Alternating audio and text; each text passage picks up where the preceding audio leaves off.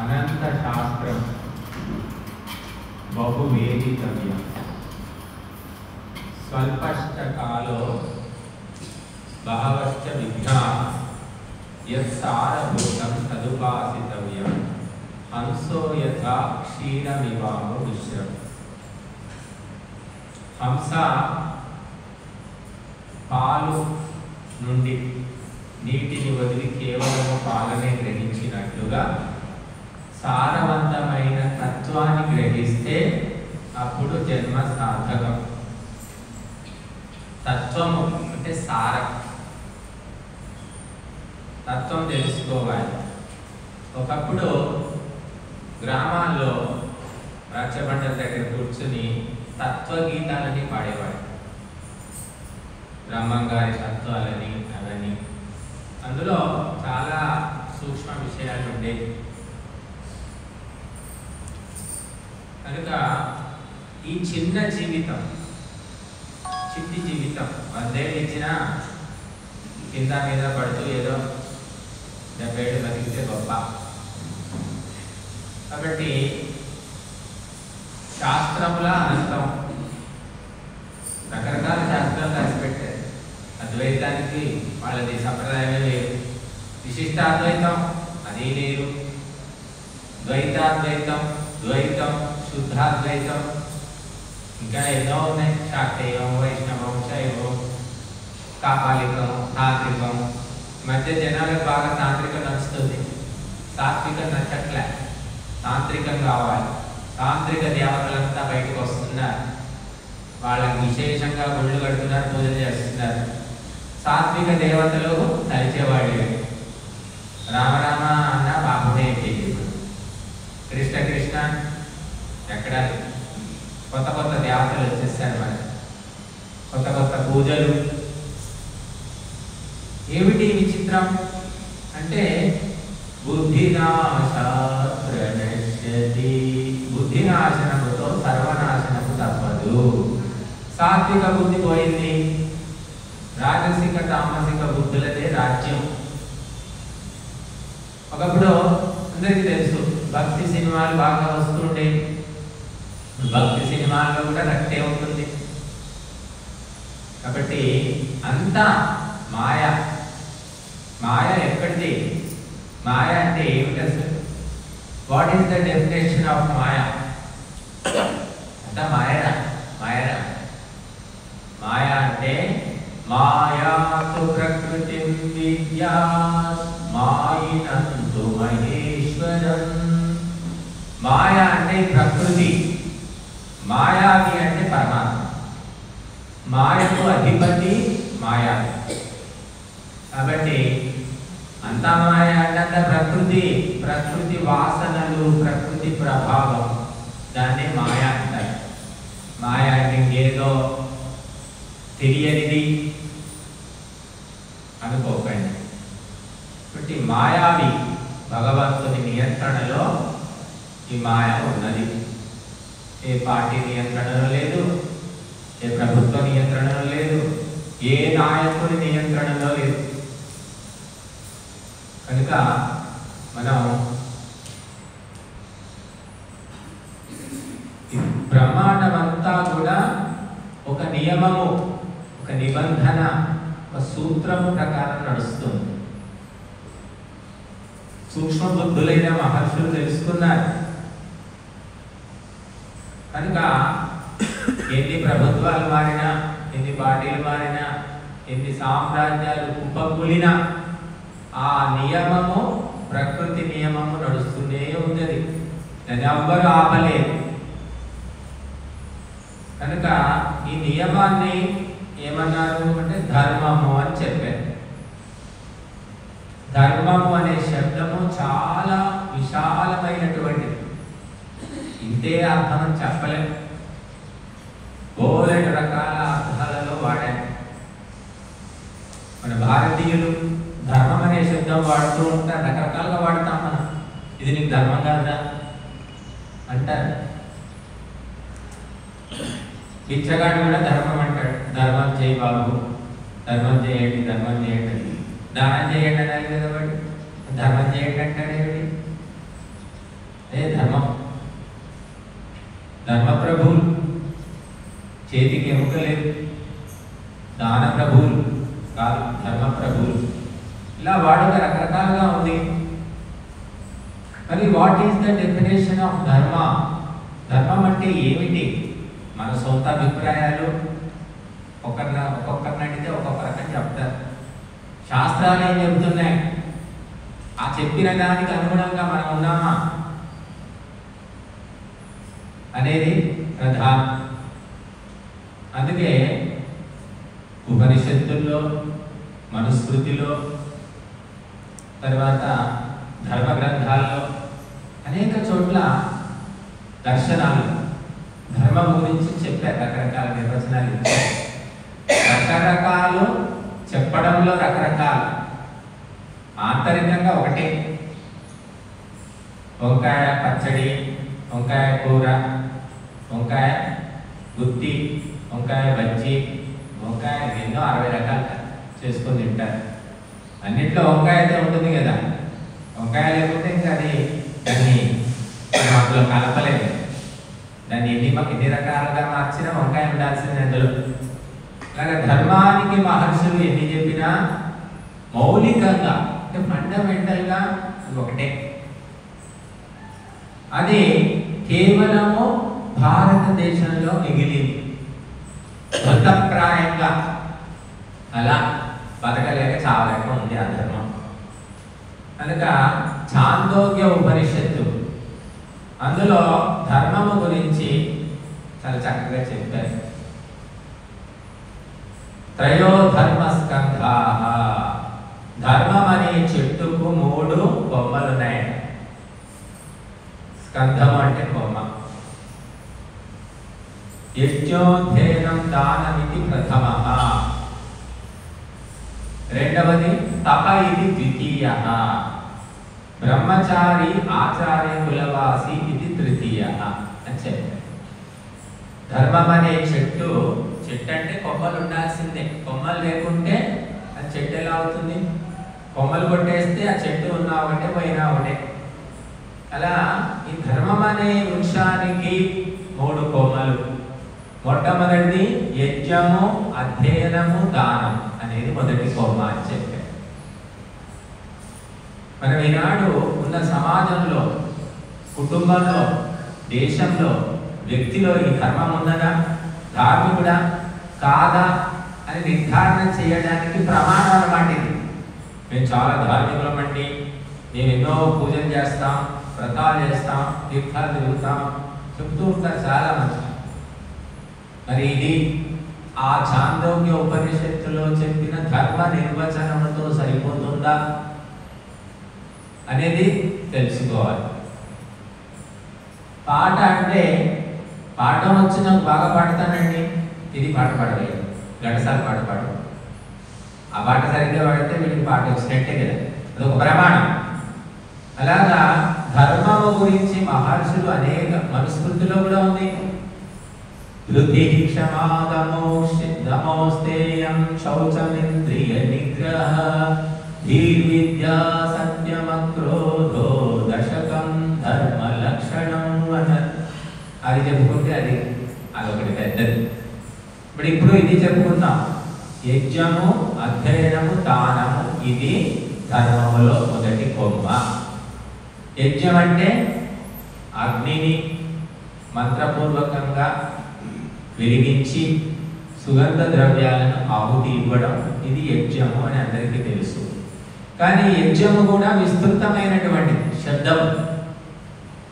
ద్రవ్య యజ్ఞాస్తపో యజ్ఞ జ్ఞాన యజ్ఞాస్తథా పరే స్వాధ్యాయ జ్ఞాన యజ్ఞాశ్చ యతయః సంశిత వ్రతాః. గీతలో చూస్తాం రకరకాల యజ్ఞాలు. అందులో మళ్ళీ సాత్విక యజ్ఞము, తామసిక యజ్ఞము, రాజసిక యజ్ఞము, ఉత్తమ యజ్ఞాలు, అధమ యజ్ఞాలు, మళ్ళీ మధ్యమ యజ్ఞాలు, నిత్య యజ్ఞాలు, నైమిత్తిక యజ్ఞాలు, కామ్య యజ్ఞాలు, ఇలా రకరకాలు ఉన్నాయి. సరే, ఏ రకమైన యజ్ఞం అంటే మహర్షుల దృష్టిలో పంచమహాయజ్ఞాలను కలిపి యజ్ఞం అంటారు. అవి ఒక సమాజానికి, ఒక కుటుంబానికి, ఒక వ్యక్తికి ప్రమాణం. ధార్మికుడా కాదా? ఈనాడు మనం గమనిస్తే మొట్టమొదలు పంచమహాయజ్ఞాల్లో మొదటిది ఏమిటి? బ్రహ్మయజ్ఞం. దాన్నే సంధ్యోపాసనం అంటారు. ఉదయము సాయంత్రము సంధ్యోపాసనం చేయాలి. ఎవరు చేయాలి? బ్రాహ్మణ, క్షత్రియ, వైశ్యులు, ద్విజులు తప్పనిసరిగా చేయాలి. ఇక శూద్రులు, వాళ్ళ గతి ఏమిటి? యోగ్యత ఉంటే వాళ్ళు చేసుకోవచ్చు, ఇంట్రెస్ట్ ఉంటే. థర్డ్ క్లాస్ వచ్చిన స్టూడెంట్లు ఫస్ట్ క్లాస్ రాకూడదని లేదండి. ప్రయత్నం చేస్తే వస్తే రావచ్చు, విశేష ప్రయత్నం చేస్తే రాగలుగుతాడు. వీడు మాత్రం తప్పనిసరిగా చేయాలని చెప్పారు. అందుకోసమే ఉపనయనము, అందుకోసమే యజ్ఞోపవీతము, అందుకోసమే గాయత్రి ఉపదేశం. అన్నీ పోయాయి. ఏమయ్యాయి? అన్నీ పోయాయి. పెళ్లి రోజు ఉపనయనం, పెళ్లికి ముందు రోజు ఉపనయనం. అప్పటికే వాడికి ఎద్దులాగా 25, 26 ఏళ్ళు వస్తాయి. వాడికి ఉపనయనం తంతులాగా చేసేస్తున్నారు అందరూ. ఇలా పాపం అలా విడిగడి. కాబట్టి పంచమహాయజ్ఞాలలో మొదటిది బ్రహ్మయజ్ఞమే. 0 గుండు 0. అంటే మన ధర్మానికి మనకు ఎంత సంబంధం ఉంది చెప్పడానికి చెప్తున్నాను. మహర్షులు, వైదిక మహర్షులు చెప్పినటువంటి ధర్మానికి మనం ఎంత దగ్గరగా ఉన్నాం, ఎంత దూరంగా ఉన్నాం తెలుసుకోవడానికి. ఆడవాళ్ళకైతే ఉపనయనము లేదు, గాయత్రి ఉపదేశం లేదు, యజ్ఞోపవీతము లేదు, యజ్ఞము లేదని ఇప్పటికీ నమ్మేవాళ్ళు బోలెడు మంది ఉన్నారు. చెప్పేవాళ్ళకేం తక్కువ లేదు, అది నమ్మేవాళ్ళు కూడా ఉన్నారు. మీరు యూట్యూబ్లో చూసుకోండి, తెలుగులో ఉన్నారు, హిందీలో చెప్పేవాళ్ళు ఉన్నారు. ఆడవాళ్ళకి ఏమీ లేదు, భర్త గోడి పెడితే అదే పుణ్యం అని చెప్తున్నారు వాళ్ళు. వాళ్ళు చెప్పేదానికి ప్రమాణం ఏమిటంటే ఏముండదు. వినేవాళ్ళు ఉంటే నేనే చెప్తాం, విని నోరెత్తకుండా ఉంటే చాలు, నీకు శాస్త్రం ఎలాగో తెలియదు. కాబట్టి ఈ రకంగా పురుషులకే ఉందన్నారు అధికారం. ఆ అధికారం ఉన్న పురుషులు ఆచరించరు. అంత శ్రద్ధ లేదు, సమయం లేదు, సహనం లేదు. కాబట్టి మూలం విప్రో వృక్ష తస్య మూలం చ సంధ్యా. బ్రాహ్మణుడు అనేవాడు ఒక వృక్షం అయితే ఆ వృక్షానికి వేర్లు ఏమిటి అంటే సంధ్యోపాసనం అన్నారు. ఏ బ్రాహ్మణులు చేస్తున్నారు సంధ్యోపాసన?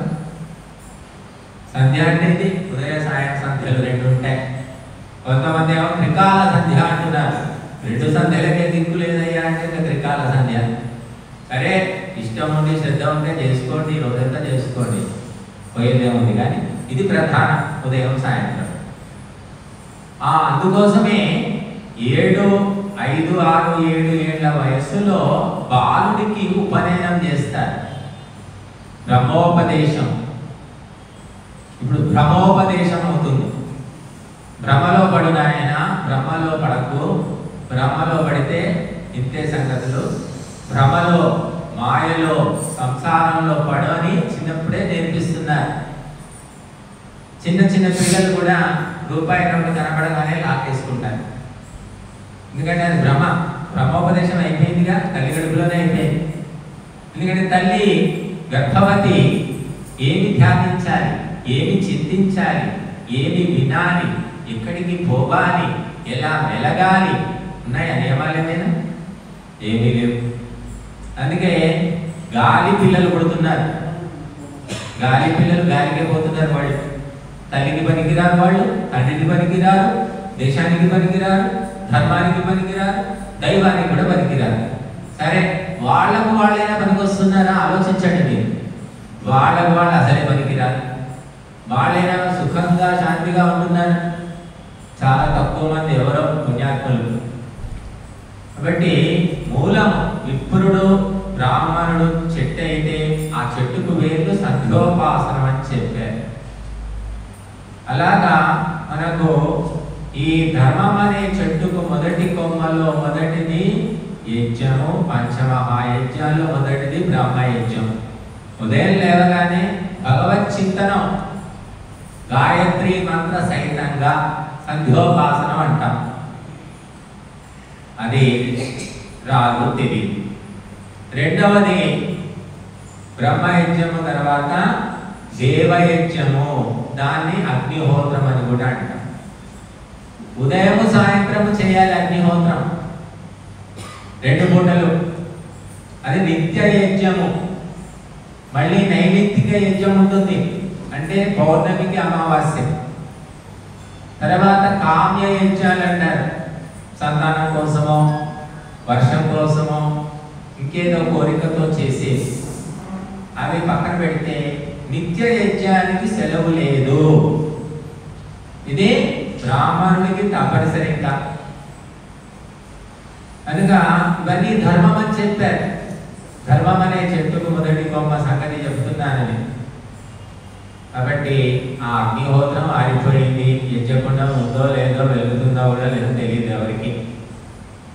భారతదేశము వేదభూమి, యజ్ఞభూమి. యజ్ఞానికి అవసరమైన అన్ని వస్తువులు ఈ దేశంలో దొరుకుతాయి, ఇంకే దేశంలో దొరకవండి. మీరు అమెరికా పోండి, ఐరోపా పోండి, అరబ్ దేశాలకు పోండి, యజ్ఞభూమి కాదది.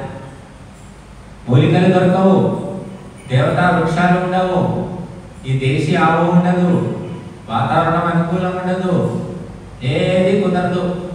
కాబట్టి ఇక్కడ అన్ని కుదురుతాయి. కాబట్టి ఇది యజ్ఞభూమి, వేదభూమి. అవన్నీ ఉన్నాయి, అంగట్లో అన్నీ ఉన్నాయి, అల్లున్నట్లో శని. ఇప్పటికి కూడా కామారెడ్డి చుట్టుపక్కల మీరు ఏ ఊరికి పోయినా యజ్ఞానికి అవసరమైన సమిధలన్నీ దొరుకుతాయి, మూలికలు కూడా దొరుకుతాయి, పైసా ఖర్చు పెట్టుకోకుండా. అవి తెచ్చి ఆరబెట్టుకొని శుద్ధం చేసుకోవాలి. చెట్లేమో మనం కొట్టుకొని సమిధలు కర్రలు ఎండ పెట్టుకోవాలి. శ్రద్ధ ఎంతమందికి ఉంది? టీవీలో మీకు ఈ రోగం ఉంటే ఈ మందు వాడండి, చెట్ల మందు వాడండి, ఇది తయారు చేసుకోండి అని చిట్కాలు చెప్తుంటారు. బాబు కొంతమంది ఆయుర్వేదం చిట్కాలు. అవి చెప్తేనే ఆ చిట్కాలు, ఆ వస్తువులు తెచ్చి పొడి చేసి సేకరించి చేయడానికే ఓపిక లేదు ఎవరికి. వాళ్ళు ఫోన్లు చేస్తుంటారు, మీ దగ్గర తయారు చేసింది ఏమైనా రెడీమేడ్గా దొరుకుతుందా స్వామిని, మేము డబ్బులు ఇస్తాం, మేము అవన్నీ తెచ్చి చేయడం మా వల్ల కదా. అంత కష్టం కూడా ఏముండదు. అది జీలకర్ర, సొడ్డి, మిరియాలు ఇలాంటివే చెప్తుంటారు పాపం. అవి కూడా తెచ్చి చేయడానికి శ్రద్ధ లేదు, ఓపిక లేదు. ఇది పరిస్థితి. కాబట్టి ఆ అగ్నిహోత్రము మనం ఈ దేశంలో ఎక్కడికి వెళ్ళినా మీరు భారతదేశంలో చేయగలుగుతారు, అన్నీ దొరుకుతాయి. మనకి ఏ మంత్రం రాకపోయినా ఉత్త గాయత్రి మంత్రం చదివి కూడా హోమం చేయొచ్చు. చెయ్యాలనే సంకల్పం ఉంటే కదా. ఏదో సంకల్పం ఉంది వచ్చి కూర్చున్నారు. సంకల్పం చాలా ముఖ్యమైనదండి. సంకల్పం తర్వాత శ్రద్ధ, శ్రద్ధ తర్వాత కూడా కలగవచ్చు. ఏదో నలుగురు పోతున్నారు, ఎందుకు పోతున్నారేమో, పోతే పోదాం వాళ్ళతో అని వచ్చేస్తారు కొంతమంది. తర్వాత క్రమంగా వాళ్ళకు శ్రద్ధ కలుగుతుంది. విని విని సంకల్పం ఉండాలి. పక్కవాడిని చూసేదా నేర్చుకోవాలి మంచి పనులు. సంకల్ప సంభవ కామః యజ్ఞా వై సంకల్ప సంభవ వ్రతా నియమ ధర్మాశ్చ సర్వే సంకల్పజా స్మృతాః. ధర్మ కార్యాలు, సాత్విక కర్మలన్నీ సంకల్పముతోటే జరుగుతున్నాయి. కామము అంటే కోరిక, కోరిక కూడా సంకల్పంతో జరుగుతుంది. రావాలి అనేది కోరిక, రావద్దు అనేది కూడా కోరికే. ఏది అనుకుంటే జరుగుతుందా లేదా? కాసేపు ఉండిపోతానులే, చాలాసేపు అంటే కుదరదు, మళ్ళీ ఇంట్లో పని ఉంది అనుకున్న వాళ్ళు కాసేపు ఉంటున్నారు, పోతున్నారు. అంటే సంకల్పంతో కామం, కోరికలు. పెళ్లి చేసుకోవాలి కోరిక, చేసుకోవాలనుకున్నవాడు కింద మీద పడి 20-30 సంబంధాలు తిరిగి ఎక్కడో అక్కడ గుడ్డో ఏదో చేసుకుంటున్నాడు కదా. వద్దనుకున్నవాడు సమీపానికి సంబంధాలు వచ్చినా చేసుకోవట్లేదు. కాబట్టి ఈ సంకల్పముతోటి సృష్టి జరుగుతున్నది, సృష్టి నడుస్తున్నది. అందుకే సంకల్ప శుద్ధి కావాలి. సంకల్ప శుద్ధి కావాలంటే అందులో ఆహార విహార వ్యవహారాలు, ఆచార విచార సంచారాలు ఎన్నో ప్రభావం ఉంటాయి. ఇంతకుముందు ఇటు వెళ్ళండి బ్రహ్మచారి ఒక భజన చెప్తే మీరందరూ పాడారు. మేము చాలా చోట్ల చెప్తూ ఉంటాం, భజన చెప్తామండి మీరు కొంచెం పాడండి అనండి అంటే ఇక అందామా వద్దా, ప్రాణం ఉందా లేదా అన్నట్టుగా పలుకుతూ ఉంటారు. ఇక్కడ చాలా స్పష్టంగా చెప్పారు, అంటే ఇంట్రెస్ట్తో శ్రద్ధతో చెప్పారు, స్పష్టంగా వినపడింది, అర్థమైంది. అలాంటి శ్రద్ధ చాలా తక్కువగా ఉంటుంది. యజ్ఞాలు కూడా సంకల్పంతో జరుగుతాయట. గాలికి కాబట్టి మంచి పనులు ఏదో గాలికి కావు. మామిడి తోట, జామ తోట చూసుంటారు మీరు. గాలికి తోట తయారవుతుందా? గాలికి తుమ్మ చెట్లు మొలుస్తాయి, గాలికి పిచ్చి చెట్లు మొలుస్తాయి, గాలికి ముళ్ళ చెట్లు మొలుస్తాయి, గాలికి కలుపు మొక్కలు మొలుస్తాయి. ఎవరు పెంచరు వాటిని. కానీ పండ్ల చెట్లు అందరికీ ఉపయోగపడేవి మాత్రము సంకల్పముతోటి జరుగుతాయి. కాబట్టి యజ్ఞావై సంకల్ప సంభవాః. దశరథుడు సంకల్పిస్తే పుత్రకామేష్ట అయింది. కళ్ళు వసుకొని ఇక దేవుడా నువ్వే దిక్కు, ఏమైనా చేసుకో అంటే జరిగిపోతాయి అన్నీ. కాబట్టి యజ్ఞం అనేది అత్యున్నతమైన కార్యము, ఉత్తమోత్తమ కార్యం జరగాలంటే కూడా మనం సంకల్పం చేయాలి కనీసం. వ్రతాని యమ ధర్మాశ్చ. వ్రతములు, యమములు, ధర్మములు సర్వే సంకల్పజాస్మృత. సంకల్పం వల్లనే ఇవన్నీ కలుగుతున్నాయి. ఆహారం తినాలి అనుకున్నవాడు తింటూనే ఉన్నాడు. వద్దు ఈ రోజు నుంచి మానేస్తాను అనుకున్నవాడు మానేస్తున్నాడు. వాడిని ఆపినవాడు లేడు, వీడిని అడిగినవాడు లేడు. అన్నీ సంకల్పమే. నీ సంకల్పంలో సంస్కార దోషమో, బుద్ధి దోషమో, పెంపకంలో దోషమో ఏదో ఉంటే ఆ సంకల్పం బలహీనంగా ఉంటుంది. బలహీనంగా ఉంటే అనుకుంటూనే ఉంటాం కానీ పని మాత్రంగా ఇవ్వాలనుకుంటున్నానండి, ఇస్తాను ట్రై చేస్తున్నానండి అంటే వాడు ఇచ్చేది లేదు, వచ్చేది ఊరికే మాటలు చెప్తాడు అన్నమాట. అంటే సంకల్పము శుద్ధంగా తీవ్రంగా ఉంటే అది స్పష్టంగా నెరవేరుతుంది. సంకల్పం బలహీనంగా ఉంటే మానేస్తానండి, తాగుడు మానేయాలని నాకు కూడా ఉందండి, అసలు కుటుంబం అంతా పాడైపోతుందండి, నేను మానేస్తానండి అని ఎంతో బాగా చెప్తాడు. ఎప్పటి నుంచి మానేస్తామయ్యా? ఏకాదశి, నేను ఏకాదశి నుంచి మానేస్తాను. ఏకాదశి చెప్పాడు. ఏకాదశి వచ్చింది, ఏకాదశి కాదండి, వచ్చే ఏకాదశి, ఆ ఏకాదశి. ఏకాదశులు పొద్దునే ఉంటాయి, మానేయలేకపోతాడు. కొంతమంది మానేసి మళ్ళీ మొదలు పెడతారు. రకరకాలు. ఇది సంకల్ప దోషము అని చెప్పారు. కాబట్టి అగ్నిహోత్రం ఎందుకు జరగడం లేదు? అన్నీ ఉన్నాయి అంటే చెప్పేవాడు లేడు, చెబితే గ్రహించేటటువంటి వ్యక్తులు కూడా లేరు. గ్రహించే వ్యక్తులు లేనప్పుడు ఏం చేస్తాం? గారెలు, బూరెలు, లడ్డూలు అన్నీ చేయొచ్చు. తినేవాడు లేడు, అందరికీ కడుపు నొప్పులు, గ్యాస్ ట్రబుల్లు, అల్సర్లు ఉంటే ఎవరికి పెడతాం? కాబట్టి ఆ వండడమే మానుకుంటాం. కనుక ఈ అగ్నిహోత్రము చేస్తే అనేక సమస్యలు పోతాయి. మా జీవితమే అగ్నిహోత్రం. నా అనుభవాలు చెబితే అవి కథలు కాదు, కబుర్లు కాదు, వ్యక్తిగతంగా మాకు జరిగిన అనుభవాలు చెప్పాలంటే అది ఇంకొక క్లాస్. ఇప్పుడు చెప్పాలి, ఎందుకంటే మనం ధర్మ గురించి చెప్పుకుంటున్నాం. కాబట్టి అగ్నిహోత్రం వల్లనే రాముడు పుట్టింది పుత్రకామేష్టి. అందుకే రాముడికి యజ్ఞ పురుషుడని పేరు. జీవితం అంతా చూడండి, రాముడు ఏం చేశాడు? యజ్ఞయాగాదుల రక్షణ, నిరంతరము యజ్ఞయాగాదులు ఆచరించాడు. 14 ఏళ్ళు అరణ్యంలో కూర్చొని ఏం చేశాడు రాముడు, సీత? మీకు ఏ సినిమాలో చూపించారంటే, ఏ సీరియల్లో చూపించారు, కానీ రామాయణం చదివితే తెలుస్తుంది. పొద్దున సాయంత్రము సంధ్యాగ్నిహోత్రాలు సెలవు పెట్టకుండా చేసుకున్నారు వాడు. అది ఎక్కడ చూసారా? ఏదైనా సినిమాలో చూపించారా? ఊరికే తిరుగుతూ ఉంటారు విల్లంబులు పట్టుకొని.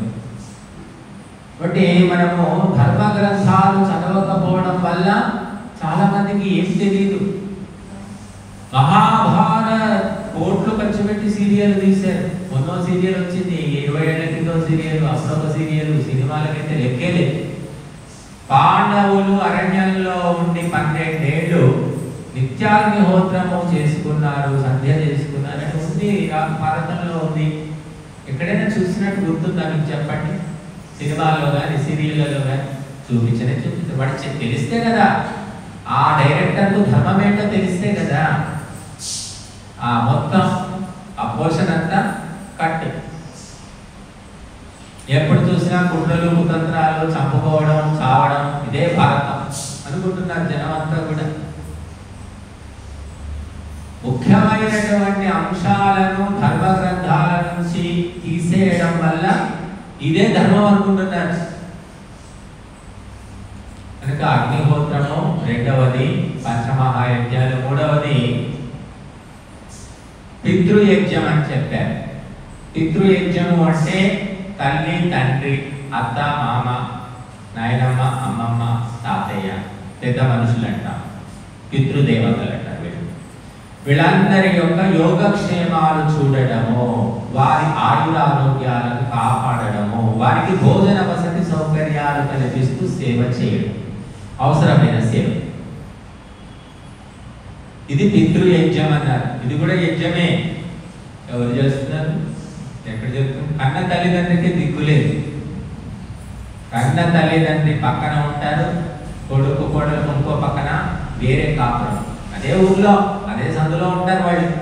వాళ్ళది వాళ్ళు వండుకుంటారు, వీళ్ళది వీళ్ళు వండుకుంటారు. ఇది కలియుగం. ఇక ఈ పితృయజ్ఞం గురించి మాట్లాడకపోవడం ఉత్తమం, ఎందుకంటే దానికి ఛాన్సే లేదు. ఇంకా అగ్నిహోత్రం అన్నా ఎవరో ఎప్పుడైనా చేస్తున్నారు, కానీ పితృయజ్ఞం అయితే 0 అయిపోయింది. తర్వాత భూతయజ్ఞం, దాన్నే బలిపైశ్వదేవ యజ్ఞం అంటారండి. భూతయజ్ఞం అంటే మన చుట్టూ ఉన్నటువంటి ఆవులు, మేకలు, గుర్రాలు, గాడిదలు, పక్షులు, క్రిములు, కీటకాలు, పిల్లులు, కుక్కలు, ఇలాంటి ప్రాణులన్నీ ఉంటాయి. మనుషులు ఉన్న చోట అన్నీ ఉంటాయి. వీటికి భోజన వసతి సౌకర్యాలు కల్పించడము. మనకు చేతనైనంత మనం పెంచుకునే జీవులకు ఎలాగో పెడతాం, కానీ పెంచుకోకపోయినా కుక్కలు, పిల్లులు, గాడిదలు, పక్షులు, కాకులు, పిట్టలు, చీమలు అవి తిరుగుతూ ఉంటాయి. వాటికి కూడా మనకు చేతనైనంత ఇవ్వడం. కొంతమంది చక్కెర చల్లుతూ ఉంటారు పోయి చెట్లలో చీమలు తినాలని చెప్పేసి, కొంతమంది పిండి చల్లుతారు చీమలు కానీ, కొంతమంది కాకుల కోసమని దోస ముక్కలు, రొట్టె ముక్కలు పెడుతూ ఉంటారు. ఎంగిరి చేత్తో కాకిని కూడా కొట్టని వాడు అని విని ఉంటారు. కాబట్టి ఎందుకంటే ఎంగిరి చేత్తో కొడితే మెతుకులు రాలి పడితే కాకి తింటుందేమో, అది కూడా తినకూడదు అని చెప్పేసి, అంటే పిసినారులు అన్నమాట. అలాగా ఉన్నారు ఈనాడు. కొంతమంది ఉన్నారు పాపం దయాపరులు, భూత దయాపరులు. వాళ్ళు మరి కాలు విరిగిపోయినవి, జబ్బు చేసినవి అటువంటి జంతువులు రోడ్ల మీద ఉంటే వచ్చి వాటిని పట్టుకెళ్ళి వాటిని వైద్యం చేయిస్తున్నారు, బాగు చేస్తున్నారు. కుక్కలు, పిల్లులు, ఆవులు ఏవైనా కావచ్చు. చాలా తక్కువ మంది ఉన్నారు సమాజం. వీడియోలు పెడుతున్నారు కాబట్టి మనకు తెలుస్తుంది. దయాద్ర హృదయులు చాలా తక్కువ. మనుషులకు చేసేవాళ్ళే లేదు, జంతువులను పట్టించుకునేవాడు ఎవడు. కానీ చేస్తూ ఉన్నారు, అక్కడ ఇక్కడ ఎక్కడో ఉన్నారు వాళ్ళు. ఇంకా భూత యజ్ఞము కూడా ఒక యజ్ఞమే. ఇవన్నీ ఎప్పుడు చేయాలి? కడుపునిండా తిన్నాక కాదండి, తినక ముందే గృహస్థులు చేయాలట. ఇవన్నీ చేశాక తినాలి, అప్పుడు ఆ అన్నము అమృతం అవుతుంది. యజ్ఞ శిష్టామృత భుజో యాంతి బ్రహ్మ సనాతనం. ఆ యజ్ఞము చేసిన తర్వాత అవశేషము మిగిలినటువంటి ఆహారము తింటే అది అమృతం అవుతుంది. నువ్వు ఆ సనాతన పరబ్రహ్మం చేస్తావు. అన్నంలో ఇక దోషము లేదు. నేను సంపాదించుకున్నాను, నేను కష్టపడ్డాను, నేను చెమటోడ్చాను, ఇది నాకే, మొట్టమొదలు అధికారము నాదే అని ఎవడు తింటాడో వాడు విషము తిన్నట్టే. నిత్యము రోగాలు, రొచ్చులు, బాధలు, పీడలు తప్ప. కాబట్టి ఇవన్నీ కర్తవ్య కర్మలు. వీడికి సెలవు లేదు, హాలిడే లేదు, ఎప్పుడు చేస్తూనే ఉండాలట. ఎవరు? సన్యాసులు కాదు, వానప్రస్థులు కాదు, బ్రహ్మచారులు కాదు, గృహస్థులు. అది లేకనే ఈ అవస్థలు. కాబట్టి చివరిది ఏమిటి? భూత యజ్ఞం అయిపోయింది. చివరిది అతిథి యజ్ఞము. అతిథి యజ్ఞం అంటే అది మాత్రం రోజే ఉంటుందండి, ఇవి రోజు తప్పవి 4. అతిథి యజ్ఞము మాత్రము విద్వాంసులు, పండితులు, సాధువులు, సన్యాసులు, తపస్సులు వీళ్ళు ఇంటికి వచ్చినప్పుడు, ఊరికి వచ్చినప్పుడు వాళ్ళకు సేవ చేయడము, వారి యొక్క అవసరాలు తీర్చడము, అది అతిథి యజ్ఞం. చాలా మంది అతిథి అంటే మన ఇంటికి భోజనం టైంకి ఎవరు వస్తే వాళ్ళు అతిథులు అనుకుంటున్నారు. చాలా తప్పుడు అభిప్రాయము, శాస్త్ర విరుద్ధం అండి. బంధువు వేరు, అతిథి వేరు, అభ్యాగతులు వేరు. 3 డిఫరెంట్ అండి. అతిథి అంటే రక్త సంబంధీకులను అతిథులు అనరు, బంధువులు అంటారు. రక్త సంబంధీకులు ఎప్పటికీ అతిథులు కాలేరు. కానీ జనంలో ఏ నానుడు ఉంది? రక్త సంబంధీకులే అతిథులు. కానీ దాని అర్థం ఏమిటి? అతి అంటే ఎక్కువ, ధి అంటే బుద్ధి. ఎక్కువ బుద్ధి కలిగిన వారు, వారిని అతిథులు అంటారు. అలాగే అతిథి, తిథి లేని వారు, తిథి లేకుండా వస్తారు. బంధువులు చెప్తారు కానీ చెప్పకుండా వస్తారు. ఇప్పుడైతే ఫోన్లు చేసి మరీ వస్తున్నారు. ఫోన్లు చేస్తే మనం లేవన్నా ఎలా చెప్తాం అనుకోండి, లేదమ్మా ఇప్పుడే వెళ్ళిపోతున్నాం మేము, 4 రోజులు వెళ్ళి వస్తామని. లేదే ఒకటే రోజు అత్యవసరంగా పనిపడింది వచ్చి ఒప్పుకుంటాం, ఒకటే రోజు కానీ మేమే వెళ్ళిపోతున్నాం అని చెప్తాం మనం.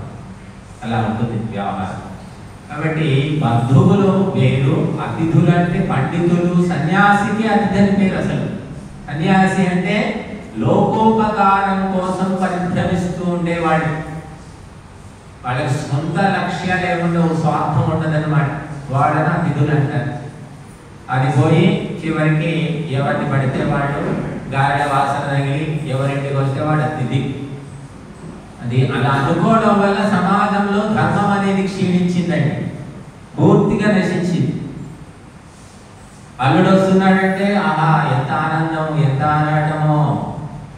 వద్దయ్యా ఇప్పటికి 1000 సార్లు వచ్చాం, ఇంకేముంది ఇక్కడ తీసుకోవడానికి అని ఎవరు చెప్పరు. 1000 సార్లు 1,00,000 సార్లు వచ్చినా సంతోషమే. కానీ సాధువులు, సన్యాసులు వచ్చారంటే బాధ. ఏమిటో వీళ్ళ తిండి ఏమిటో, వీళ్ళ తిప్పలేమిటో, వీళ్ళ నడతేమిటో అర్థమే కాదు అసలు. వస్తాడమ్మా ఆయన సాధువు వచ్చాడు మా ఇంటికి, ఉప్పు వద్దంటాడు, పప్పు వద్దంటాడు, వీళ్ళు వద్దంటే అదొక ఏం చేసి పెట్టాలి, ఇలా చేసి పెడతాం చెప్పండి. అరే అదేమిటో, ఆ తిండి ఏమిటో అని ఆశ్చర్యపోతూ ఉంటారు. అరే వాళ్ళు ఏదో చెప్పింది ఏదో చేస్తే 2 రోజులు 4 రోజులు తీరిపోతారు కదా. అలా లేదు. కానీ అల్లుడు వస్తున్నాడంటే 4 రకాలుగా 40 రకాలు చేసి పెడతారు. ఏవాడు జామాత దశమగ్రహ అన్నారు. అల్లుడు అంటే 10వ గ్రహం అట. ఈ నవగ్రహాలు కాకుండా ఈ గ్రహం, ఈ గ్రహం పట్టుకుంటే వదలదు అని చెప్పారు. కానీ ఇప్పుడు కొడుకు లేదు, కోడలు లేదు, అల్లుడు కూతురు బాగా రిలేషన్ ఎక్కువైపోయింది. ఇది ధర్మము కిందకైతే రాదండి, ధర్మశాస్త్రాల ప్రకారము కాదు. ఎందుకంటే నీ అల్లుడు నీ గోత్రము కాదు, నీ ఇంటి పేరు కాదు, నీ వంశం కాదు, నీకు ఏ రకంగా సంబంధం లేదు కదా. కొన్ని ధర్మాచరణ వల్ల నీవు అల్లుడిని దగ్గరికి తీసావంటే అర్థం ఉంది. ధర్మాచరణ అనేది ఎవరికి అవసరం, ఎవరికి తెలుసు. కేవలం కూతురు మీద ప్రేమ అల్లుడిని ఆదరించేలా చేస్తుంది అక్కడ. అంటే మమకారమే, అమోహమే బంధానికి కారణం. వాడికి ఏ అర్హత లేకపోయినా, యోగ్యత లేకపోయినా కూతురు మొహం చూసి అది మాఫీ. అలా ఎంతో మంది కుంపటి తెచ్చి నెత్తి మీద పెట్టుకుంటున్నారు. మనకు మాజీ ముఖ్యమంత్రి ఎన్టీ రామారావు ఉన్నాడు పాపం, 2 కుంపట్లు పెట్టుకున్నాడు. కాబట్టి ధర్మ గ్రంథాలు లోతుగా తెలియకపోవడం వల్ల ఎవరిని ఎక్కడ ఉంచాలో తెలియక సమస్యలు తెచ్చిపెట్టుకుంటున్నారు అందరూ. ఈ సమస్య అని తెలియదు, బాగా అనిపిస్తుంది, తీయగా అనిపిస్తుంది, తింటున్న కొద్ది విషమైపోతుంది. కనుక అతిథి అంటే కేవలము ధర్మోద్ధరణ కోసం పరిభ్రమించేవాడు. వాళ్ళను మనం చేరదీయాలి, ఆదరించాలి, వారికి అవసరాలు తీర్చాలి. అంతటితో సరిపోదట, వారి నోట ఉపదేశం వినాలి. అయ్యా మమ్మల్ని ఉద్ధరించండి, ఇంకా మాకు ఈ బాధలు ఉన్నాయి, కష్టం ఉంది, ఈ సమస్యలు ఉన్నాయి, మీరు ఏమైనా దారి చూపించండి అని చెప్పాలి. అంతేగాని ఓకే భోజనం బాగుందా అండి, బాగుంది కదా, టేస్ట్గా ఉంది, ఇది బాగుందా, రేపు మళ్ళీ చేయమంటారా, ఇది కాదు, ఎలా ఉన్న వాళ్ళు అది చేస్తారు. కనుక వాళ్ళ ద్వారా మన జీవితానికి మార్గదర్శనం. మేము బోలెడు చోట్ల చెప్తూ ఉంటాం, అమ్మా నాయన బాబు మీకు ఏమైనా బాధలు, రోగాలు, కష్టాలు, సమస్యలు ఉంటే మాకు చెప్పండి, మాకు తోచిన సలహాలు ఇస్తాము, మాకేమో మీరు ఇచ్చే డబ్బులు అవసరం లేదు, ఫ్రీగానే చేస్తాం ఈ సర్వీసు అని మొత్తుకుంటుంటాం. ఎవరు రాదు. ఫ్రీ అంటే రాదు కదా, డబ్బులు వసూలు చేయాలి, ఒక దుకాణం పెట్టుకోవాలి, బోర్డు పెట్టుకోవాలి. నమ్మిన వాళ్ళు బాగుపడ్డారు. నమ్మండి నమ్మండి అని అయితే మనం బతుకాడలేము. కాబట్టి ఈ అతిథి యజ్ఞం అనేది ఒక్కటి తెలియకపోవడం వల్ల భారతదేశ చరిత్ర తలక్రిందులైపోయింది. పృథ్వీరాజ్ చరిత్ర మీ అందరికీ తెలుసు. పృథ్వీరాజ్, గజనీ మహమ్మద్, ఘోరీ మహమ్మద్ ఎన్నోసార్లు దండయాత్ర చేశారు.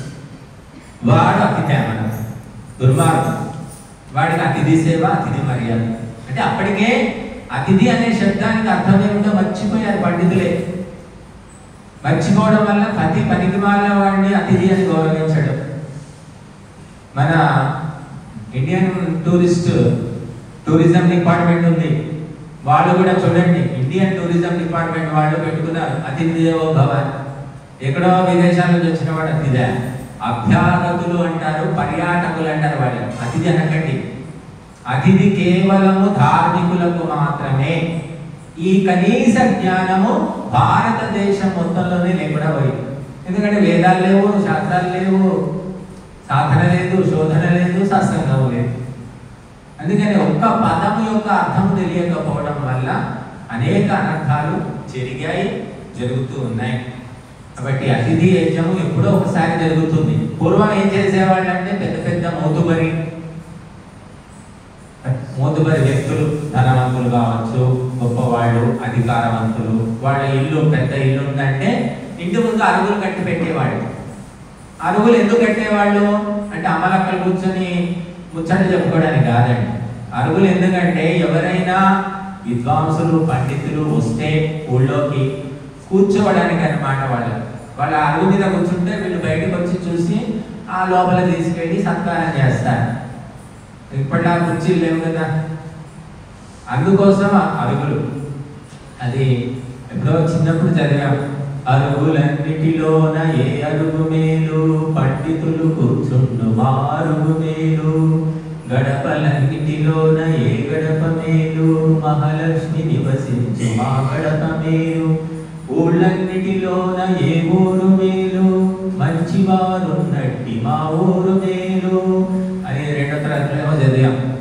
అలాగా ఎక్కడుంది మహాలక్ష్మి నివసించే గడప ఉందా, దానికి ఇంత పెయింట్లు చేసి ఆ పెయింట్తో 4 బొట్లు పెడతానికి అయిపోయింది.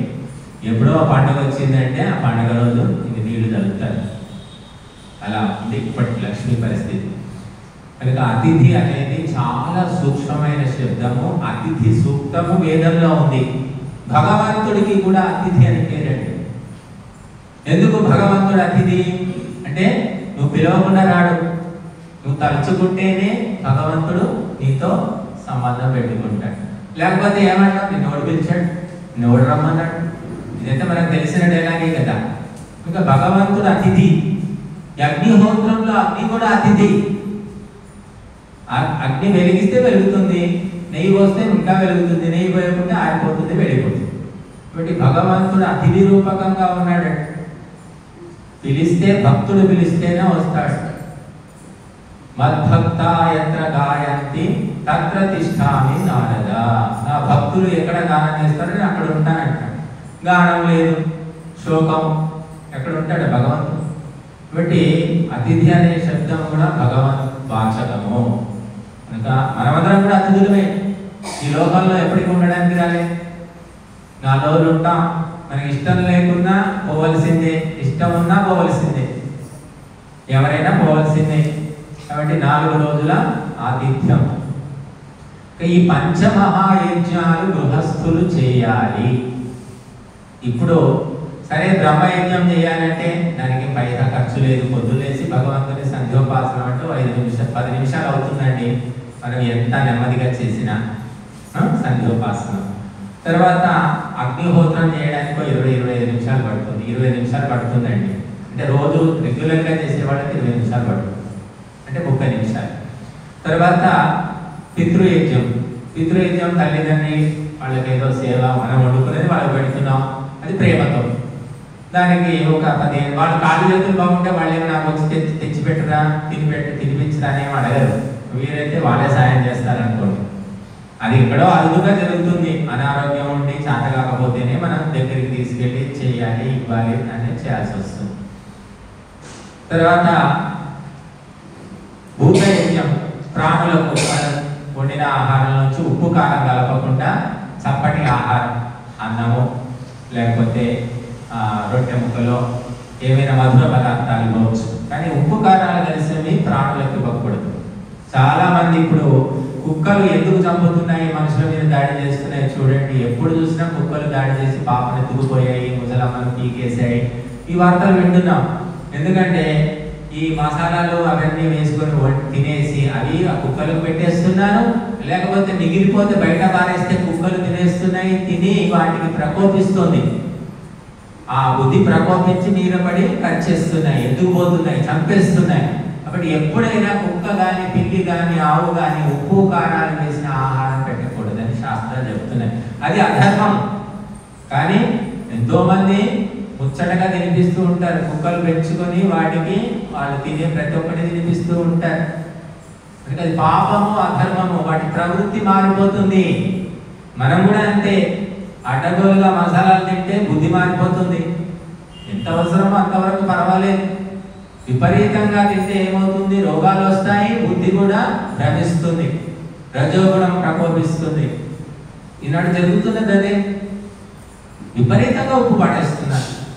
నేను ఉప్పు గురించి గంటన్నర చెప్తే ఒకసారి అక్కాపూర్లోనే ఉప్పు గురించే అంత పాపం ఉంది అందులో.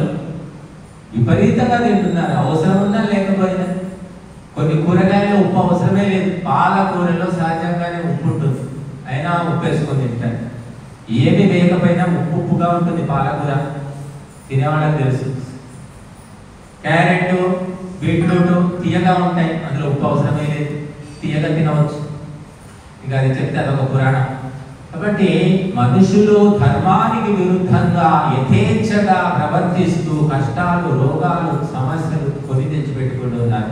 వారి వల్ల ఇతర జీవుల యొక్క బుద్ధి కూడా పాడైపోతుంది.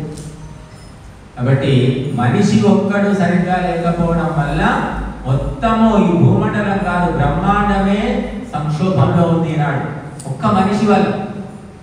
ఆ ఒక్క మనిషిని చక్కదిద్దడానికే వేదం పుట్టింది, యజ్ఞము పుట్టింది. ఆ వేదం మూలకు పారేసాం, యజ్ఞాన్ని మూలకు పారేసాం. ఇష్టారాజ్యం ఏమైనా చేసుకో, ఈట్, డ్రింక్ అండ్ ఎంజాయ్. తిను, తాగు, తండ్రాలు. ఇదే రావణాసుడి సిద్ధాంతం. ఇది కొత్తది కాదండి. రామాయణంలో స్పష్టంగా చెప్పాడు రావణుడు. అశోకవనంలో సీత దగ్గరికి వచ్చినప్పుడు పిబ భుంక్ష్వ రమస్వ, దాన్ని తెలుగులో తిను, తాగు, తనాలు అంటున్నాం. సీత నీకు పిచ్చి పట్టిందా? ఈ సముద్రము దాటి రాముడు ఎప్పుడు రావాలి? అది అయ్యే పని కాదు. హాయిగా జీవితం వ్యర్థం చేసుకోకు, తిను, తాగు, తనాలాడని సంస్కృతంలో చెప్పాడు. పిబ భుంక్ష్వ రమస్వ. ఇప్పుడు అదే సిద్ధాంతం నడుస్తున్నారు అందరూ కూడా. తక్కువ రోజులు బతకాలి, సుఖంగా బతకాలి, భోగ విలాసాల్లో తీరిపోవాలి. అందరి సిద్ధాంతం ఇదే. దీన్నే నాస్తికత్వం అంటారు, అవైదికత్వము. దీన్నే చార్వాకత్వం అంటారు. కాబట్టి ఇది ఎప్పుడూ ఉంటుంది. ఇది ఇప్పుడు కొత్తగా పుట్టినవి ఏమీ లేవండి, అన్నీ ఉన్నవే. పాతకాలంలో ఉన్నవి. ఒకప్పుడు తగ్గుతాయి, ఒకప్పుడు పెరుగుతాయి. దేవతలు, రాక్షసులు ఎప్పుడూ ఉండేవాళ్ళే. కొత్తగా రాక్షసులు రాను, కొత్తగా దేవతలు, అంటే హెచ్చు తగ్గులు ఉంటాయి. ఈ దేవతలు, రాక్షసులు ఎవరు అంటే ఇద్దరు అన్నదమ్ములే అని మనకు శాస్త్రాలు చెబుతూ ఉన్నాయి. ఇద్దరికి తండ్రి ఒక్కడే, తల్లులు వేరే. కనుక వాళ్ళిద్దరు అన్నదమ్ములే, పాలివాళ్ళు. కాబట్టి మనము ఈ పంచమహాయజ్ఞాలు ఇప్పుడైనా చేయొచ్చండి. దీనికి కలియుగము, సత్యయుగము, ద్వాపరయుగం ఏమీ లేవు. ఆ యుగాలన్నీ నీ బుద్ధిలో ఉన్నాయి. నీ బుద్ధి సరిగ్గా లేకపోవడం వల్ల కలియుగం వచ్చి కూర్చుంది. కలియుగం అంటే ఏమిటి? చాలా మంది చెప్తారు ఈ కలియుగం అంటే ఇప్పుడు నడుస్తుంది కలియుగం, కలియుగం మొదలై 5,000 ఏళ్ళు అయ్యింది, ఇంతకుముందు అంతా ధార్మికులే ఉండేవాళ్ళు అంటారు.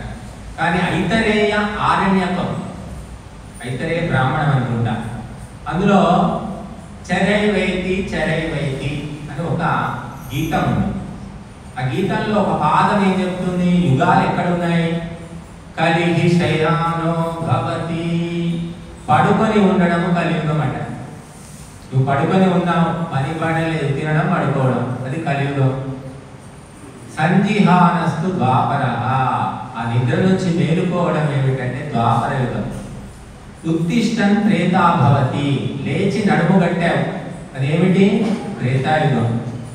కృతం సంపద్యతే చరణ్, లేచి పని చేస్తున్నావు, లౌకికమో భౌతికమో ధార్మికమో ఏదో ఒక పనిలో నిమగ్నమయ్యావు, అదేమిటి? సత్యయుగం అంటే.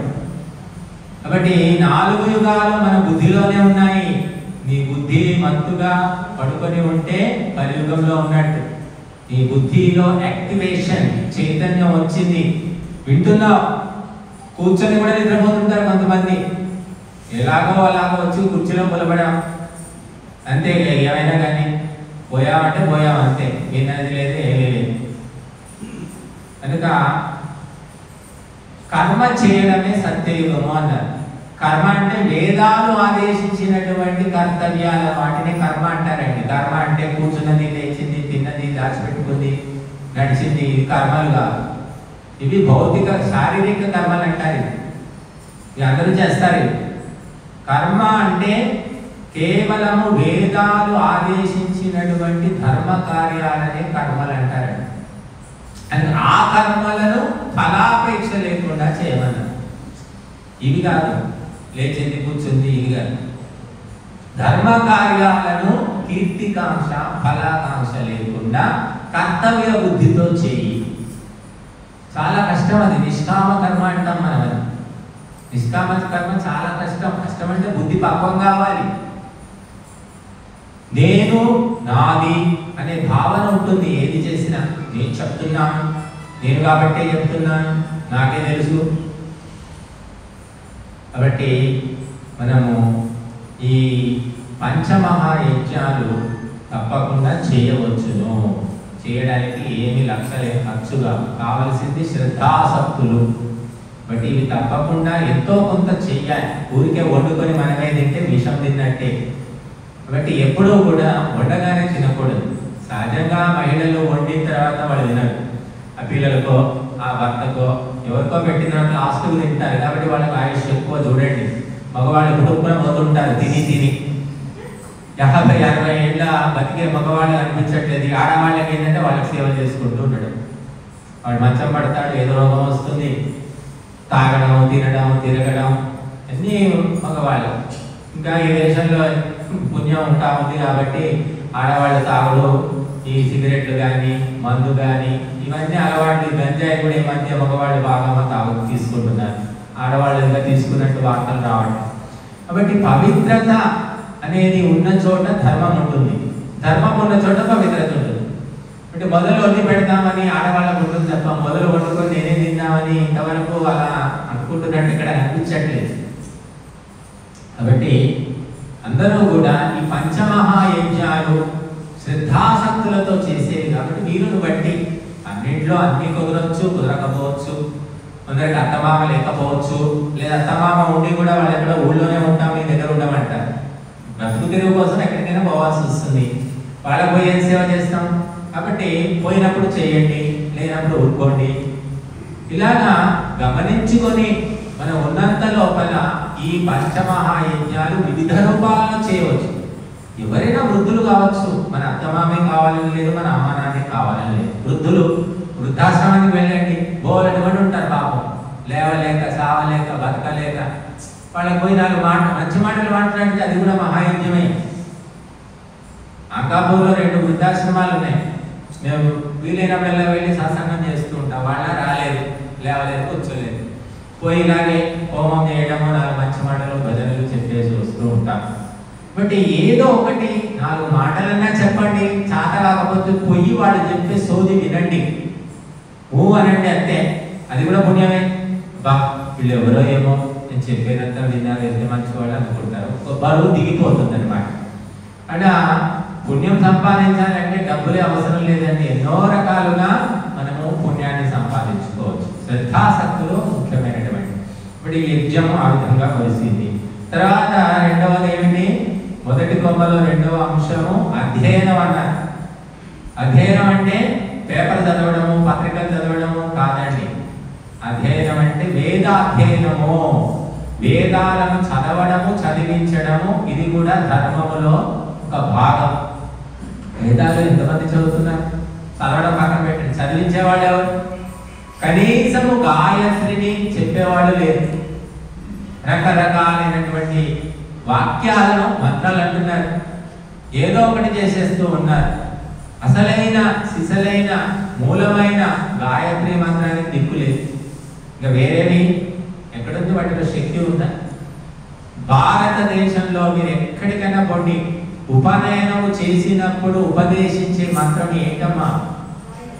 గాయత్రి మంత్రమే కదా. ఏ మంత్రం? గాయత్రి అంటే మళ్ళీ అందులో ఉన్నాయి. రామ గాయత్రి అట, బుధ గాయత్రి, గురు గాయత్రి, శుక్ర గాయత్రి, శివ గాయత్రి, హనుమద్ గాయత్రి, అందులో కూడా చాలా కనిపెట్టారు మన వాళ్ళు.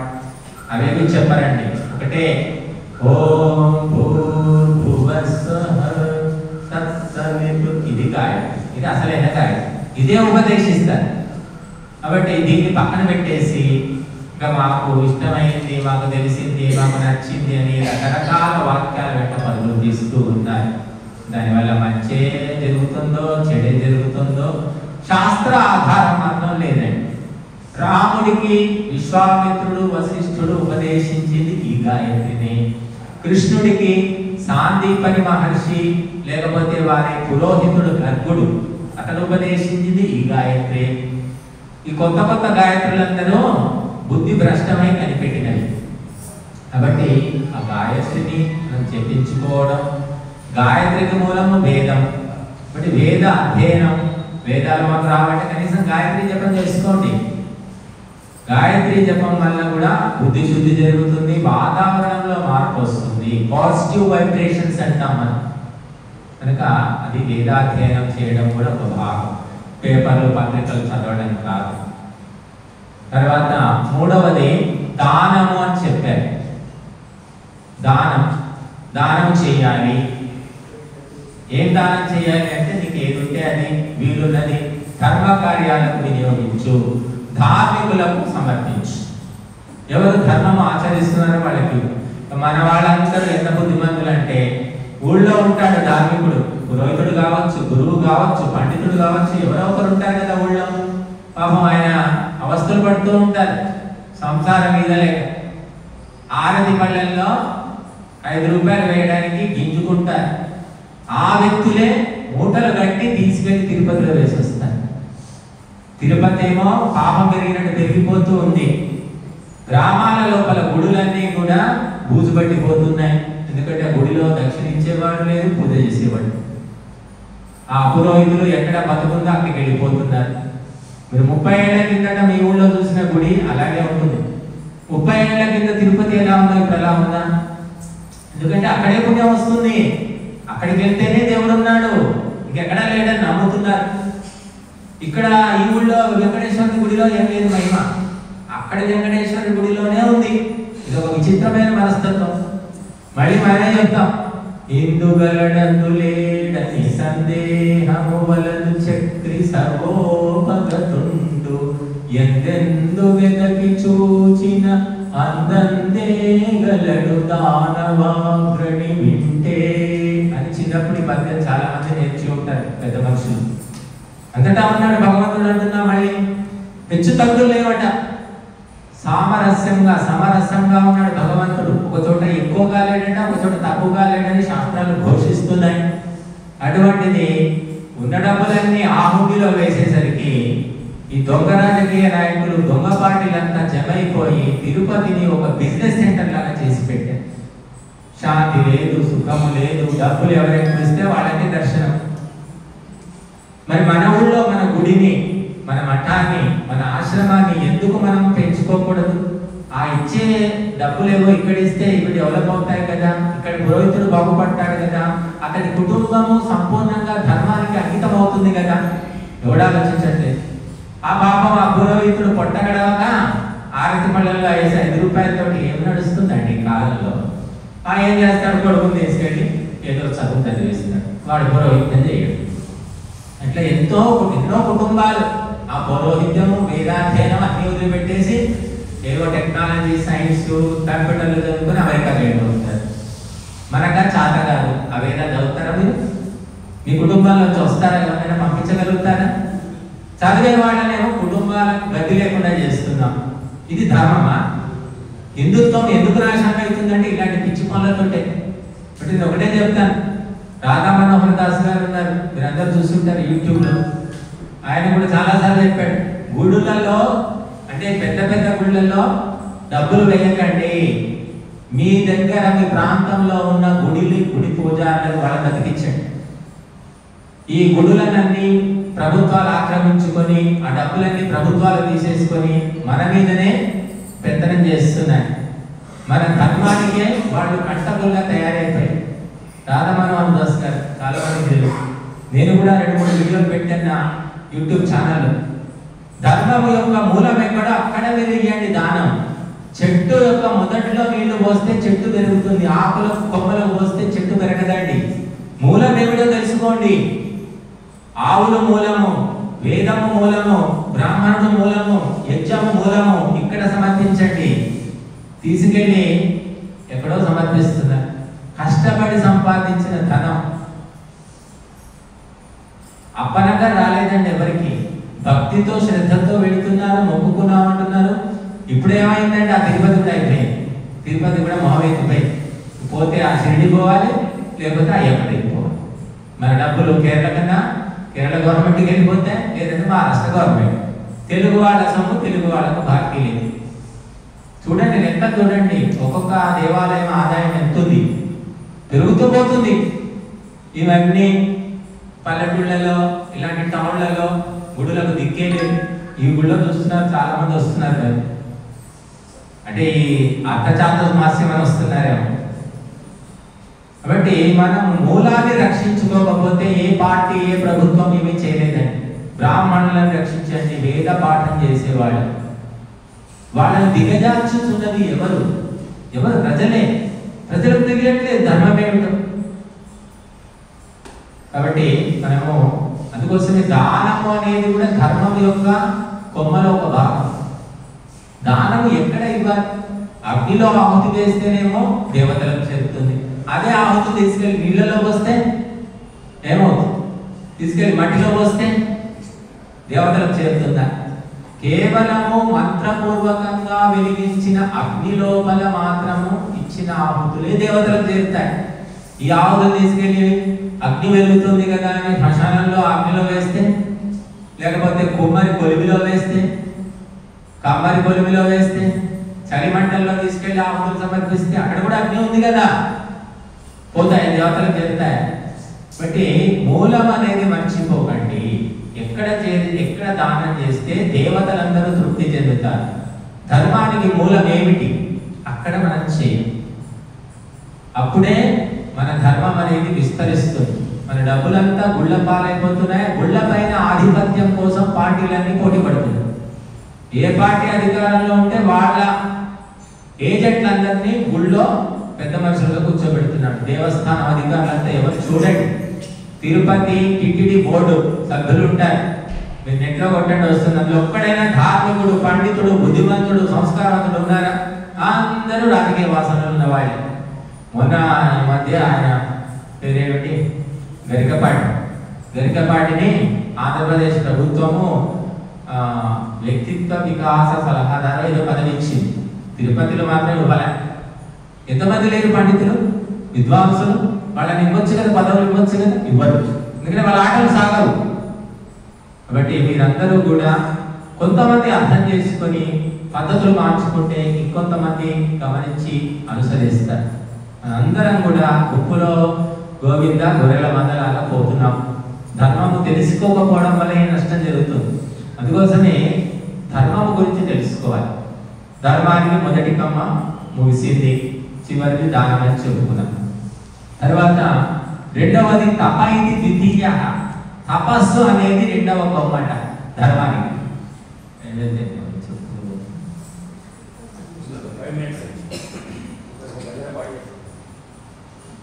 కాబట్టి తపస్సు రెండవ కొమ్మ. తపస్సు ఉందా? వ్యక్తిలో ఉందా? కుటుంబంలో ఉందా? సమాజంలో ఉందా? ఎక్కడ ఉంది తపస్సు? సో తపస్సు అంటే ఏమిటి? తపో వై ద్వంద్వ సహనం. ద్వంద్వాలను సహించడమే తపస్సు అన్నారు.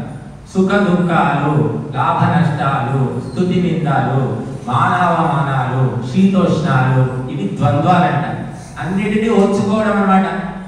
ధర్మకార్యం చేస్తున్నారు, ఇవన్నీ వస్తాయి. తిట్టేవాడు తిడతాడు, కోరేవాడు పొగుడతాడు, ఇచ్చేవాడు ఇస్తాడు, ఇవ్వని వాడే ఎక్కువ తిడతాడు. వీళ్ళందరూ డబ్బులు పోగు చేసుకుంటున్నారు, తినేస్తున్నారు అని వాడు దుష్ప్రచారం కూడా చేస్తాడు.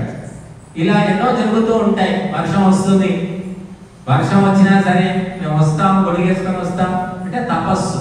అది మీరు తపస్సులో పాటించినట్టు. వర్షం వచ్చింది, కొద్దిగా అమ్మో వర్షం పడుతుంది, వర్షంలో ఎలా వెళ్ళిపోతాం అని ఇక్కడ కూర్చుంటారు. ధర్మకార్యాలకి పొందరు.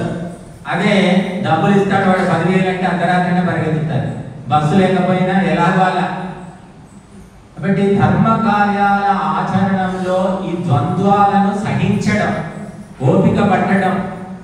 యజ్ఞం చేస్తున్నాం 2 గంటలు కదలకుండా 3 గంటలు మేము చేస్తే 3 గంటలు కదలకుండా కూర్చోవాలి. కూర్చుంటున్నారు, శ్రద్ధ ఉన్న వాళ్ళే చేస్తారు, వాడే కూర్చుంటాడు. డబ్బులు పెడతారు, కూర్చుంటారు. శ్రద్ధ లేనివాడు అరగంట అయ్యేసరికి సత్యనారాయణ వెళ్తామండి, గంటలో చేసేయాలండి, ఇంకా బుద్ధిమంతులు అయితే అరగంటలో చేయాలంటాడు. పురోహితుడికి పోయేదేమో ఇష్టం అండి 15 నిమిషాలు చేసేస్తా అంటాడు. ఆ రకంగా ధర్మ కార్యాల లోపల తపస్సు నశించింది. కూర్చోలేరు, చెయ్యలేరు, ఇవ్వలేరు, చూడలేరు, సరే ఏది చేయలేరు. కనీసం కూర్చోవద్దు, చూడొచ్చు కదా, అది కూడా చక్కగా. తపస్సు లేకపోవడం వల్ల ధర్మం కూడా కుంటుపడి గంటలు గంటలు కూర్చుంటారు. ఇదే వ్యక్తులు ధర్మ కార్యాల లోపల ఓపిక లేదనే వ్యక్తులు పనికి వాళ్ళ కార్యక్రమాల్లో గంటల తరబడి కూర్చోవడం నేను చూశాను. బస్సు ఎక్కాలి, పొద్దున్న 5ంటికి బస్సు ఎక్కి పోవాలి, బస్సు రాలేదు, కూర్చుంటారా లేదా బస్ స్టాండ్లో? 2 గంటలు కానీ 3 గంటలైనా కూర్చుంటారు. అంటే మన సొంత పని అయినప్పుడు ఈ ధర్మ కార్యాల్లో వచ్చేదేమిటో చచ్చేదేమిటో, ఎవరికి లాభమో ఎవరికి నష్టమో వాడు చేసుకుంటున్నారు. కమిటీ వాళ్ళు పేరు వస్తే వాళ్ళకి వస్తుంది, మనకు వస్తుందా? ఇలాగా. కాబట్టి తపస్సు అనేది లేకుండా ధర్మము బట్టగట్టదు. కాబట్టి తపస్సు చేయాలి. ధర్మ కార్యాల లోపల ఏమైనా జరగనివ్వండి, లాభమే కావచ్చు, నష్టమే కావచ్చు. మానేస్తామా? చెప్పండి. ఒక్కొక్కసారి మంచి పనులు చేస్తే కూడా కష్టాలు వస్తాయి. మంచి పనులు చేస్తేనే ఎక్కువ వస్తాయి అనుకోండి, మంచి పనులు చేస్తే ఎక్కువ వస్తాయి, చెడ్డ పనులు చేస్తే తక్కువ. కాబట్టి అన్నిటినీ ఓర్చుకుంటూ, రాముడు ఆదర్శం, కృష్ణుడు ఆదర్శం. వాళ్ళకు వచ్చిన కష్టాల్లో మనకు వచ్చిన కష్టాలు ఎంత అసలు. రామాయణం చదవండి, చదవకపోయినా చాలా మంది సీతమ్మ ఎందుకు బాధపడి, అందుకే దేవత అయింది. మనకు ఏం బాధలు లేదు ఇప్పుడు అసలు. 5 నిమిషాలు కరెంట్ పోతే అదొక పెద్ద కష్టం. సీరియల్ ఎక్కడ ఏమైపోతుందో, సీరియల్ పోతుంది. చిన్న చిన్న విషయాలనే పెద్ద కష్టంగా భావిస్తున్నారు. కూరలో ఉప్పు ఎక్కువైపోయింది అనుకోండి, కూరలో ఉప్పు ఎక్కువైపోయింది, ఏమైంది, తిని కూర్చున్నావా, దానికి పెద్ద రాద్ధాంతం. చిన్న చిన్న విషయాలు కుటుంబాలు కుప్పగొలుతున్నాయి. తపస్సు లేదు, ఓపిక లేదు, సహనం లేదు. కాబట్టి ద్వంద్వ సహనం, అన్నిటినీ ఓర్చుకుంటూ నింద స్తుతులు, మానాలు, శీతోష్ణాలు, స్తుతి నిందలు అన్నిటినీ ఓర్చుకుంటూ ధర్మ కార్యానికి వెనుకడు వేయకుండా ముందుకెళ్ళారు. తిట్టేవాడు తింటాడు, పొగిడేవాడు పొగుడుతాడు. భగవంతునికే తప్పట్లేదు ఇవన్నీ. కాబట్టి అది తపస్సు రెండవ కొమ్మ అని చెప్పారు. తర్వాత మూడవ కొమ్మ ఏమిటి? బ్రహ్మచారి ఆచార్య కులవాసి ఇది తృతీయ.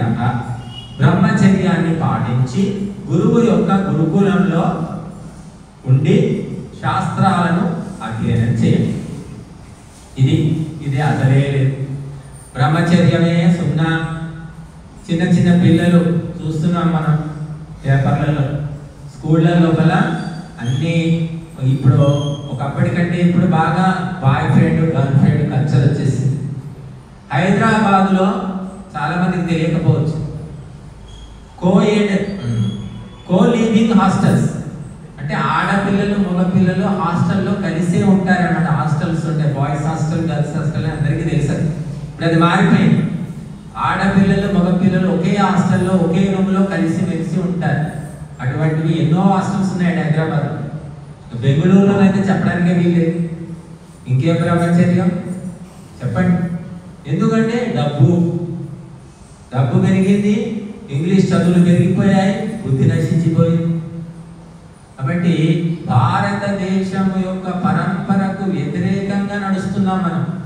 భారతదేశం జగద్గురు అయ్యేది ఎప్పుడో మొత్తం వ్యతిరేకమే. ఎందుకంటే పుట్టక ముందే A for apple, B for bat, C for cat English చదువు విష బీజం నాటుతున్నారు. దాంతో వాళ్ళు ఇలా తయారైంది.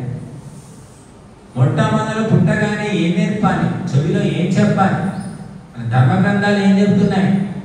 అప్పుడే పుట్టిన పిల్లవాడికి చెవిలో వేదోసి అని చెప్పారట. అప్పుడే ఆ స్నానం పుట్టగానే స్నానం చేస్తారు. ఆ ప్రసూతి గృహంలో పుంసవన సంస్కారం, జాతకర్మ సంస్కారం అనే సంస్కారం చేయమన్నారు. గర్భవతి బిడ్డను కలిగింది, ఆ ఇంటి లోపల అగ్నిహోత్రం జరిగించి ఆవులు ఇవ్వాలట. చెవిలో వేదోసని చెప్పాలి. నాలుక మీద బంగారు తీగతో తేనెలో ముంచి ఓం అని రాయాలి. ఇది మన సంస్కారం. పిల్లవాడు నాలుక మీద మొట్టమొదలు భగవంతుని నామము రాయాలి. వాడికి మాటలు వస్తే మొట్టమొదలు చెప్పవలసింది తాత మామ అత్త కాదండి, ఓం భగవంతుని యొక్క నామము పలకాలి. ఎవరు చెప్తున్నారు? ఏ తల్లి చెబుతుంది? మామ మామ జుట్టు పీకురా, మామ జుట్టు పీకు, తాతని గిచ్చు, ఇవి నేర్పిస్తున్నారు. వాడు తాతని గిచ్చుతాడు, తర్వాత ఎన్ని కూడా గిచ్చుతాడు, నీ జుట్టు కూడా పీకుతాడు. ఇంకా పిల్లలు అంటే బాల్యంలో ఇచ్చే సంస్కారాలు సూక్ష్మంగా ఉంటాయి. అందుకోసమే పుట్టగానే అని చెప్పారు. మరి పుట్టగానే ప్రసూతి గృహంలో అగ్నిహోత్రం చేయాలన్నారు. ఇప్పుడు మనకేమిటి? ఇది వచ్చి పడింది మైల, ఇదే మైల అంటారుగా, సూతకం మైల అంటారు, 10 రోజులు మైల అంటారు. మైల ఎక్కడుంది మనకు? శాస్త్ర ప్రకారం అగ్నిహోత్రం చేసే ఏ మైల లేదు. మహిళ అంటే మహిళలాగా మారిపోయింది. ఎందుకంటే మన ధర్మ గ్రంథాలకు వ్యతిరేకంగా నడుస్తున్నాము. కాబట్టి మైల చచ్చిపోతే మైల, పుడితే మైల, ఈ 2 మైలలు 10 రోజులు మైల, చచ్చిపోతే మైల అంటున్నారు. ఎక్కడుంది? ఏ ధర్మ గ్రంథంలో ఉంది చెప్పండి? ఏ వైదిక గ్రంథంలో లేదండి. చనిపోయినప్పుడు నెయ్యి పోసి వేద మంత్రాలతో మూలికలతో అంత్యేష్టి సంస్కారం ఎప్పుడు చేస్తాం? మనకు మైలనే లేదు, అది చేయట్లేదు. కిరోసిన్ పోస్తున్నారు, పెట్రోల్ పోస్తున్నారు, అందుకే మైల పడుతుంది. కాబట్టి అంత్యేష్టిని వైదికంగా చేయాలి. ప్రతి నిత్యము 10 రోజులు అగ్నిహోత్రం చేసుకుంటే అయిపోయింది. ఉదయం కానీ సాయంత్రం కానీ లేదా 2 పూటలైనా చేసుకోండి. ఇంకా మైల ఎక్కడిది? మీ అందరికీ భారతం తెలుసు. కౌరవులు పాండవులు అన్నదమ్ముల పిల్లలే కదా, కొట్టుకు చచ్చారు కదా. మరి చచ్చిపోతే మైలు ఉండాలి కదా. మైలు ఉంటే యుద్ధం ఎట్లా చేశారు చెప్పండి? 18 రోజులు యుద్ధం ఆగలేదు. వాళ్ళ బంధువులే కదా, ఇటుపక్క అటుపక్క చచ్చిపోయారు. అంటే మనం ధర్మ గ్రంథాలను లోతుగా చదవట్లేదు, ఏదో చదువుతున్నాం. మరి ఎప్పుడూ యుద్ధం ఆపేయలేదు. మనం మైలని కూర్చుంటున్నాము. వాళ్ళు 18 రోజులు ఆగకుండా యుద్ధం చేశారు. సొంత బంధువులు చచ్చిపోతే వాళ్ళకి తెలియదా ధర్మము? అప్పుడు లేరా విద్వాంసులు మహర్షులు? కాబట్టి నడిమంత్రపు నియమాలను ధర్మం అనుకుంటున్నాం. చాలా మంది చెప్తున్నారు చచ్చిపోతే దీపం వెలిగించొద్దు, సంవత్సరం పాటు పూజ చేయొద్దు, గుడికి పోవద్దు. ఏ ధర్మ గ్రంథంలో ఉందో నాకు తెలియదు. ఈరోజు మన మేడం సుదర్శన్ గారు చెప్తున్నారు ఇవన్నీ ఉన్నాయండి, మేము పాటించలేదు, మేము చక్కగా మేము రోజు పూజ చేసుకున్నాం, గుడికి పోయామని చెప్పి. ఎందుకంటే ఎవరికి తెలియదు, ధర్మ గ్రంథాలు చదవరు. చదివిన వాళ్ళు కూడా స్వార్థం వల్ల చెప్పట్లేదు. కనుక శ్రీకృష్ణుడు ధర్మనీతిజ్ఞుడు ఉన్నాడు భారత యుద్ధంలో. ఆయన తెలియదా? అభిమన్యుడు చచ్చిపోయాడు. పాలివాళ్లే కదా ఇద్దరు. పాలివాళ్ళ ఇంట్లో ఎవరు చనిపోయినా కూడా అంటూ ఉంటుందని అంటారు కదా ఇప్పుడు. అప్పుడు ఎందుకు అనుకోలేదు వాళ్ళు? కాబట్టి ధర్మానికి చాలా మైళ్ళ దూరంలో ఉన్నాం మనం. అందుకే హిందువులు నశించిపోతున్నారు. హిందూ ధర్మం పెరగడం లేదు. క్రైస్తవం పెరుగుతుంది, ఇస్లాం పెరుగుతుంది, బౌద్ధం పెరుగుతుంది, నాస్తికులు పెరుగుతున్నారు. హిందువులు మాత్రం పెరగడం లేదు. ఎందుకంటే ధర్మ విరుద్ధంగా పోతున్నాం మనం. మూల ధర్మ సూత్రాలను పక్కన పెట్టాం. కాబట్టి ధర్మాన్ని తెలుసుకొని 100% కాకపోయినా 10%, 5% ఆచరించండి. ధర్మము కాని దాన్ని ధర్మం అనుకోకండి. అందువల్ల నష్టపోతున్నాం, సుఖశాంతులు ఉండవు. కాబట్టి మీరందరూ కూడా ఈ ధర్మానికి 3 కొమ్మలు ఎండిపోకుండా చూస్తేనే ఆ చెట్టు మనకు నీడనిస్తుంది, పండ్లు ఇస్తుంది, అన్ని రకాలుగా మనల్ని పోషిస్తుంది. ఆ చెట్టే ఎండిపోతే ఏం చేస్తాము? నరికేసి పొయ్యిలో పెట్టేసుకుంటాం. ఈనాడు హిందువులు మెజారిటీగా ఉన్న భారతదేశంలో పరిస్థితి ఎలా ఉంది? దీనికి కారణం ఎవరు చెప్పండి? అనొచ్చు ప్రభుత్వము, పార్టీలు, ఫలానా మతం. నీ వంతు నువ్వేం చేస్తున్నావు? నీ వంతు ఏం చేయలేవా? ప్రతి ఒక్కటి ప్రభుత్వం వచ్చి చేయాలా? ప్రభుత్వమే నీకు పప్పుచారు చేసి పెడుతుందా? ప్రభుత్వమే నీకు గుత్తంకాయ కూర వండి పెడుతుందా? నీకు ఇష్టమైతే చేసుకొని తింటున్నావు కదా వారంలో 4 సార్లు. ధర్మాన్ని ఎందుకు ఆచరించావు అంటే శ్రద్ధ లేదు, తెలియదు. శ్రద్ధ ఉంటే అన్ని తెలుసుకోవచ్చు. కాబట్టి తెలుసుకున్న వాళ్ళు ఎంతో కొంత ఆచరించండి. అది తప్పకుండా మనల్ని రక్షిస్తుంది. ధర్మము రక్షతి రక్షిత. ధర్మాన్ని నువ్వు రక్షిస్తే అది నిన్ను రక్షిస్తుంది. ధర్మాన్ని మనం చెడగొడితే మన వంశమే నామరూపాలు లేకుండా పోతుందండి. మామూలుగా ఉండదు అది. ధర్మము కనుక దెబ్బతీస్తే వంశాలే ఉండవు. కరోనా వచ్చి కుటుంబాలు తెచ్చిపోయాయి. కుటుంబమే అడ్రస్ లేదు. కాబట్టి ఏదో అడ్డు రోగమో, ఆపత్తో, విపత్తో ఏదో ఒకటి వస్తుంది. కాబట్టి ధర్మాచరణ చాతనైనంత వరకు చేయాలి. అసలు చేయకుండా తెలిసి కూడా ఉపేక్షా భావం అనేది పనికిరాదు. ఉపేక్షగా ఉంటే మాత్రము మనమే నష్టపోతాము. ధర్మానికి అయితే ఏం నష్టం లేదండి. కనుక మీరందరూ కూడా ధర్మ వృక్షాన్ని ఎండిపోకుండా మూలములో నీళ్లు పోయడానికి ప్రయత్నం చేయండి. పూజారులను కానీ, అర్చకులు కానీ, వేద పండితులు కానీ, ధర్మ ప్రచారకులు కానీ వాళ్ళను గమనించి వాళ్ళను మనం ఆదుకోవాలి. అది మన కర్తవ్యం. వ్యక్తిగతంగా కొన్ని లోటుపాట్లు ఉండవచ్చు. లోటుపాట్లు లేని వ్యక్తులు ఎవరు లేరు. కనుక మనం ఎక్కడో మనకు తెలియని వ్యవస్థలోకి వెళ్ళి అక్కడ సమర్పించకుండా తెలిసిన వాళ్ళని చుట్టూ గమనిస్తూ ఉంటారు. వాళ్ళకు సహాయం చేయండి. చేతనైనట్టు చేయండి, లేకపోతే ఇతరులతో చేయించండి. మీరు చేయకపోతే చేయించండి, చెప్పి చేయించండి. ఆ రకంగా మనము ధర్మాన్ని కాపాడుకోవాలి. వేద పాఠశాలలు కూడా చాలా తక్కువ ఉన్నాయండి. ఆ వేదం కూడా చదివేవాళ్ళు లేరు, చాలా తగ్గిపోతున్నారు. ఎందుకని అందరూ సైన్స్, టెక్నాలజీ అని చదువుతున్నారు. మనమేమో రాజమండ్రి వెళ్ళాం. రాజమండ్రి అంటేనే వేదంలా ఘోషించే గోదావరి అని చిన్నప్పుడు విన్నాం. వేద పండితులు బోలెడు మంది ఉంటారు అక్కడ, అది విన్నాం. ఇప్పుడేముంది అక్కడ? ఆ కోరుకొండకి వెళితే అగ్రహారం, బ్రాహ్మణ అగ్రహారం అంతా కూడా ఖాళీ. అంతా విదేశాలకు వెళ్ళి అక్కడ సెటిల్ అయిపోయారు. ఎందుకంటే ఇక్కడ బతుకు తెరువు లేదు, ఎవడు ఇచ్చేవాళ్ళు లేడు. ఇలా బతుకులాడుకునే కంటే, అడుక్కునే కంటే చదువుకున్నారు, తెలివి ఉంది కాబట్టి హాయిగా బతుకుతున్నారు. కాబట్టి గంగలో మునగకపోతే గంగకు నష్టం లేదమ్మా. గంగలో మునిగితే మనకు లాభం, గంగకు లాభం ఏమీ లేదు. మునగకపోతే కూడా మనకే నష్టం, గంగకు నష్టం లేదు. కాబట్టి ధర్మానికి ఆధారమైన వ్యక్తులను, వ్యవస్థలను కాపాడుకుంటేనే మనం కూడా సుఖంగా ఉంటాం. ఆ వాటి పట్ల ఉపేక్ష ఉంటే మనం కూడా బలి అవుతాం. కాబట్టి అది తెలుసుకొని ధర్మాన్ని కాపాడాలి.